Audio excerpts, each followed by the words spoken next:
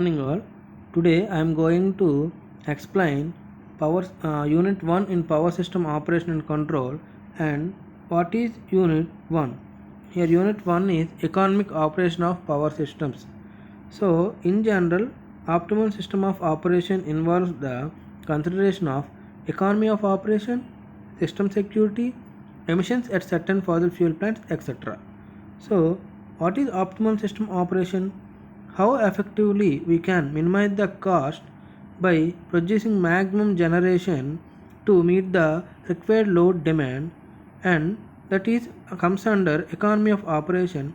And system security means how we meet the security constraints in that particular plant, and what are the emissions for certain fossil fuel plants. Here a fossil fuel plant is one that burns fossil fuels such as coal, natural gas, or petroleum, that is oil, to produce electricity. These are comes under fossil fuel power plants.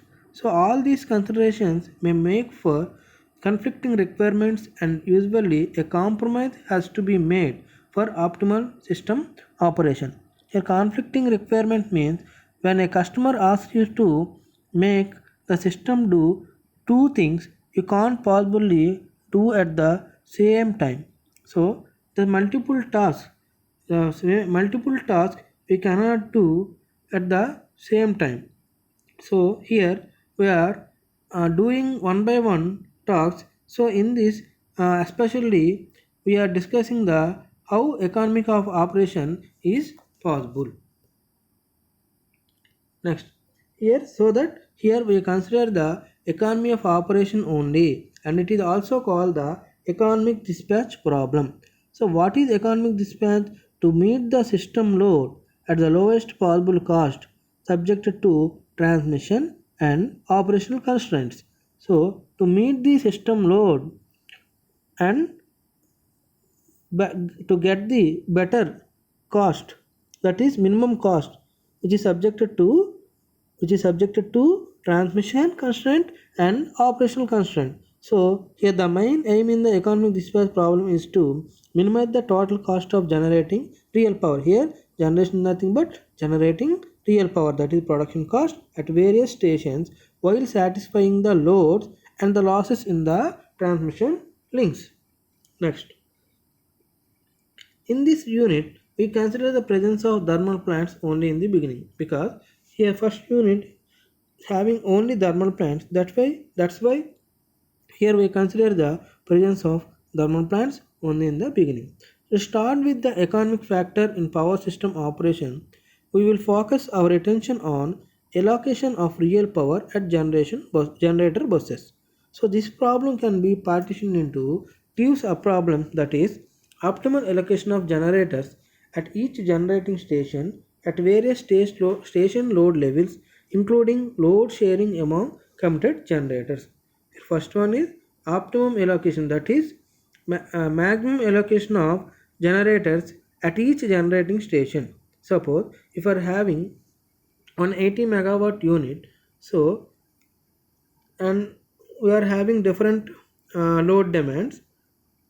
So required to that load demand, here we are allocating the generators at that particular 60 megawatt station, and then including the load sharing committed generators. And next, second one, optimum allocation of generation to each station for various system load levels. In the first problem, we are optimum the allocation of generation at that particular station only, but here we are allocate the maximum generation to other stations also for various system load levels. So this problem is called load scheduling problem. That is how can we schedule the generations to the different loads. So this is optimal mismatch. What is optimal dispatch? Economic scheduling is a cost-effective mode of allocation of generation among the different units in such a way that the overall cost of generation should be minimum. We are speaking many times, that is optimal dispatch or economic dispatch or load scheduling problem. The main view of this first unit is how can we optimize the operation with the minimum possible cost. So that's why we are economic scheduling is a cost effective mode of allocation of generation among the different units in such a way that the overall cost of generation should be minimum. Here different units means it may be 10 units or 20 units or 30 units. So depends on that unit and depends on the load optimize the how can optimize the maximum generation with the minimum possible cost. Next, here we have classical methods for economic operation of system plants. So what are the classical methods? Base loading to capacity, base loading to the most efficient load, and third one is proportional loading to capacity. So what are those?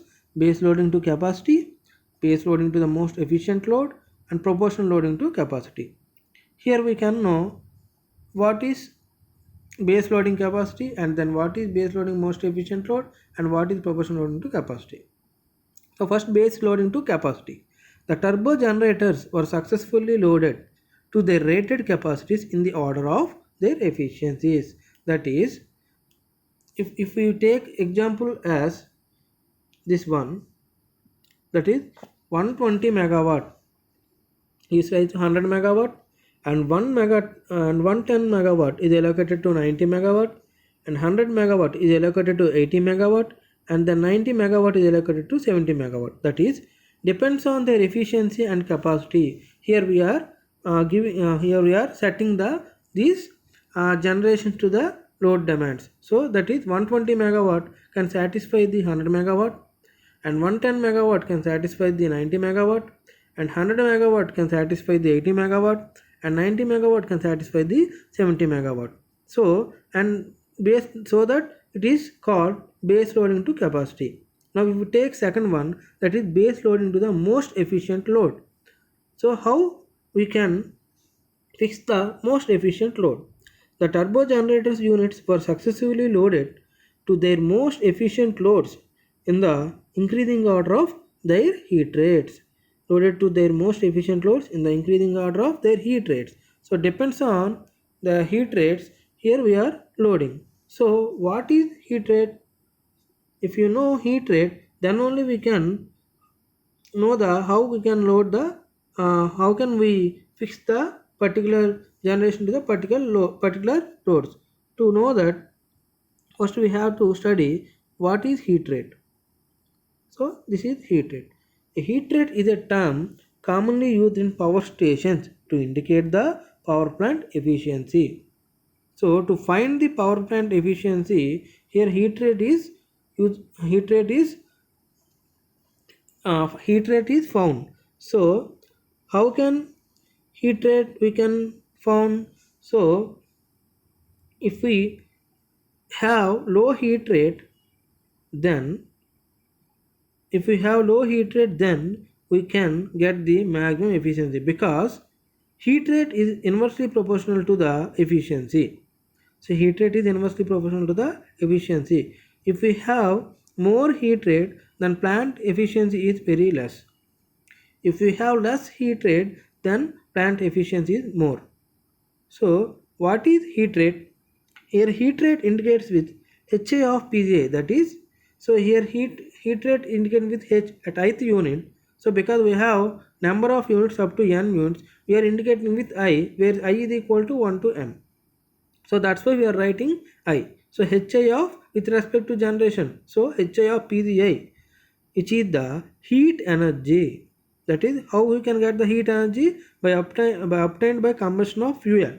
So by combusting the fuel, we can get the heat energy, that is units in million kilocalories, and it is needed to generate 1 unit of electrical energy. Their units are megawatt hour. So how we can get the heat rate? To get the heat energy, we are combusting the fuel.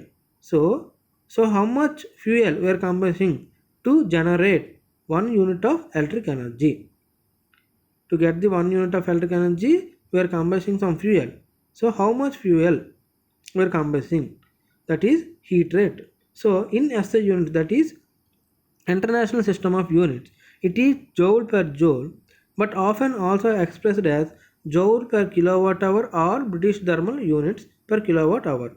So whenever we are mentioning this British thermal units in thermal electricity, we are mentioning the British thermal units, whereas in electricity we are mentioning the million megawatt hour or kilowatt hour. So if we take this, this is because kilowatt hour is often used when referring to electrical energy. Already I told that if we take electrical energy, then it is mentioned in kilowatt hour or megawatt hour, and joule or British thermal unit is commonly used when referring to thermal energy. And this point also, we know that the higher the heat rate that is required to produce 1 unit of electric output, the lower the efficiency of the power plant. Already I told that higher the heat rate, lower the efficiency, lower the heat rate, higher the efficiency. So how this heat rate time will be more or less? Suppose if we take an example as AC, if you on AC in on if you on AC in 26 degrees temperature, and it take it as it is winter, so 26 degrees temperature is very cool. But in summer, we are fixing that 26 degrees centigrade temperature. It is enough to the room temperature, because AC temperature is same. In winter also 26 and summer is also 26. But in winter, we are having cool temperature, so that 26 degrees Celsius is more than enough.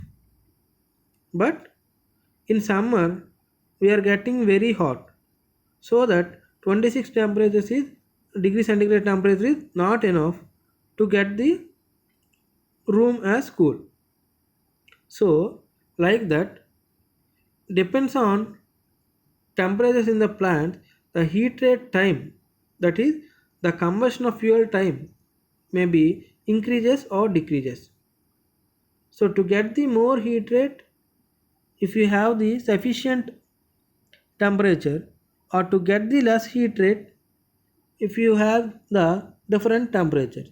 So like that in summer or winter, or like that, so we are not able to get the exact combustion of fuel in the same time, so that the heat rate may be, that is the combustion of fuel time may be increases or decreases. So if the time is increases, that is heat rate, the hot heat energy will be increases, time will be increases, then the efficiency of the plant decreases. Whereas in heat rate time, that is heat energy time decreases, the power plant efficiency will increases. And then what is heat rate deviation? So most power plants have a target or design heat rate. If the actual heat rate does not match the target, then the difference between the actual and target heat rate is called the heat rate deviation. So we have one fixed target or design for this heat rate, then we can't get the actual, that is target heat rate, then the target heat rate and the difference of actual heat rate is called heat rate deviation. So if you observe this heat rate curve, this is heat rate curve. If you observe this heat rate curve, x-axis generator power, that is generation power generation output, that is megawatt, and in on y-axis heat rate, that is mega British thermal unit or megawatt hour. So at the starting time, in y-axis, the heat rate is more, the generation is less. Whereas the generation increases, that is heat rate curve decreases.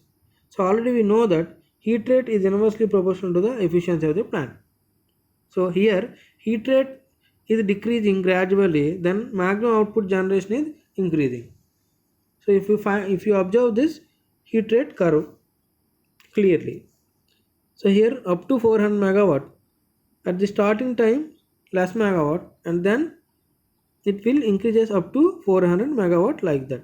So best heat rate for most efficient coal unit is around 9. So this is about heat rate. So by knowing this heat rate, we can easily understand this second one, that is base load into the most efficient load. So by this increasing order of their heat rate, that is, if the heat rate is less, then we know that efficiency of the plant was more. So like increasing the heat rate, then efficiency of the plant is what happened? Decreases. So if you take this example, 90 megawatt generation, 70 megawatt demand, and 100 megawatt generation, 80 megawatt demand, and 120 megawatt generation, 90 megawatt demand, and 120 megawatt generation, 100 megawatt demand. So here for the load demand 70 megawatt, the heat rate curve time will be very less, so that the efficiency of the plant increases. Then 70 becomes 80 megawatt. So 80 megawatt somewhat compared to 70 megawatt, the heat rate time may be increased. So heat rate time may be increased, and automatically what efficiency will be decreases. So then 80 to 90. So compared to 70 and 80, 90 heat rate time is increases. So whenever the heat rate time is gradually increases, efficiency gradually decreases. So finally for 100 megawatt compared to 70, 80, 90 megawatt, 100 megawatt heat rate is obviously increased, so that the efficiency of the this plant is decreased. So like that, based on the heat rate here the plant efficiencies were fixed. And then third one, proportional loading to capacity. So what is proportional loading to capacity? The turbo generator sets were loaded in proportion to their rated capacities without consideration to their performance characteristics. That is, here these are loaded proportional to their rated capacities without consideration any characteristics. That is, here we are not considering the heat rate, we are not considering the efficiency, no characteristics we are considering here.